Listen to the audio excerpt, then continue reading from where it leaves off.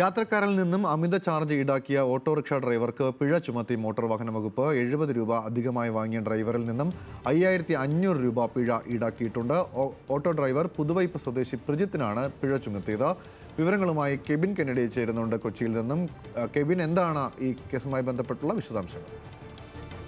ദിവസം യാത്രക്കാരിൽ നിന്നും ഓട്ടോറിക്ഷ ചാർജായി 70 രൂപ അധികമായി വാങ്ങിയ സംഭവത്തിലാണ് ഓട്ടോ ഡ്രൈവർക്ക് 5500 രൂപ പിഴ ഈടാക്കിയിരിക്കുന്നത്. മോട്ടോർ വാഹന വകുപ്പ് ഗതാഗത മന്ത്രി കെ.ബി. ഗണേഷ് കുമാറിന്റെ നിർദ്ദേശത്തെ തുടർന്നായിരുന്നു നടപടി. കുടുംബം ഒന്നിച്ച് പുതുവൈപ്പിൽ നിന്നും പാലാരിവട്ടത്തേക്ക് യാത്ര ചെയ്യുന്നതിന് ശേഷം 350 രൂപയ്ക്ക് പകരം 420 രൂപ വാങ്ങുമായിരുന്നു. 70 രൂപ അധികം വാങ്ങിയതിനെ തുടർന്ന് ഇവർ തമ്മിൽ ഒരു സംസാരം ഉൾപ്പെടെയുള്ളവ ഉണ്ടായി. അതിനുശേഷം ഈ യുവാവ് മെയിൽ വഴി ഗതാഗത മന്ത്രിക്ക് പരാതി അയക്കുകയായിരുന്നു. അത്തരമൊരു സാഹചര്യത്തിലാണ് എറണാകുളം ആർടിഒയോട് വിശദീകരണം തേടിയത്.